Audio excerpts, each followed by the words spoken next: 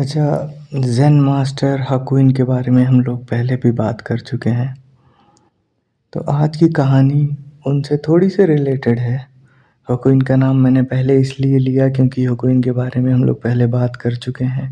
हाकुइन से थोड़ी बहुत आपकी जानकारी हो भी चुकी है। तो हाकुइन के ही एक शिष्य थे, उनका नाम था सुइवो, और बहुत ही परसिस्टेंट आदमी थे। मतलब एक चीज़ के पीछे पड़ जाएं अगर तो पीछे पड़ जाएं। मास्टर्स को होना भी ऐसे ही चाहिए और होते भी ऐसे ही हैं।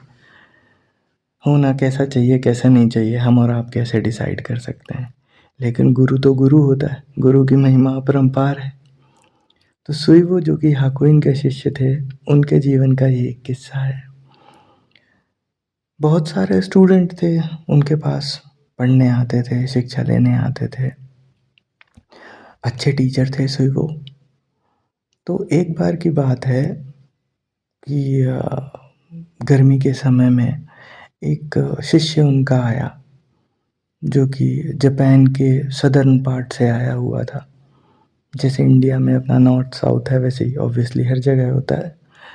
तो जापान के सदर्न पार्ट से आया हुआ एक शिष्य सुइवो के पास उनसे शिक्षा लेने आया। सुइवो ने उसे वही जापान की जो सबसे फेमस कोआन है वही रिडल दिया कि एक हाथ की ताली का साउंड क्या है, या एक हाथ का साउंड क्या है। उसने बहुत कोशिश की लेकिन नहीं सॉल्व कर पाया, उसे नहीं समझ में आया।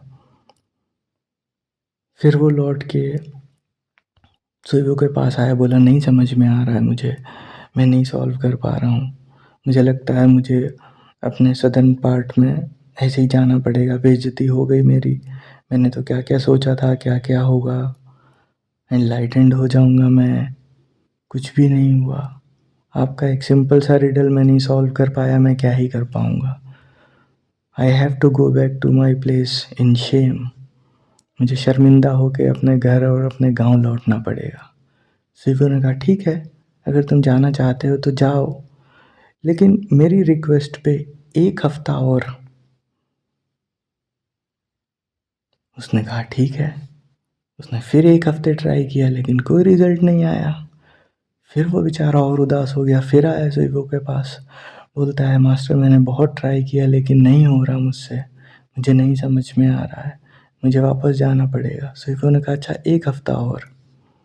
वो फिर गया, फिर ध्यान लगाया उसने एक हफ्ते तक, बहुत कोशिश की, एक हाथ का साउंड क्या है एक हाथ की आवाज़। बहुत ध्यान लगाया उसने, नहीं समझ में आया उसे। फिर वो लौट के आया, फिर सुइवो ने कहा एक हफ्ता और। फिर वो गया, बेचारे ने मेहनत की लेकिन फिर भी बेकार। फिर लौट के आया, फिर सुइवो ने बोला अच्छा 5 दिन और। फिर वो वापस गया, फिर ध्यान लगाया, फिर भी कुछ नहीं हुआ, कोई इनलाइटनमेंट नहीं हुआ उसे। फिर वो लौट के आया, बोला कि अब मैं आपसे रिक्वेस्ट करूँगा, अब मुझे जाने दें, ये मेरे बस की नहीं है, मैं नहीं कर पाऊँगा। सुइवो ने बोला कि अच्छा ठीक है, लास्ट 3 डेज, अगर नहीं होता है तो अपने आप को मार देना तुम। और 2 दिन बाद उसका एनलाइटनमेंट हो गया।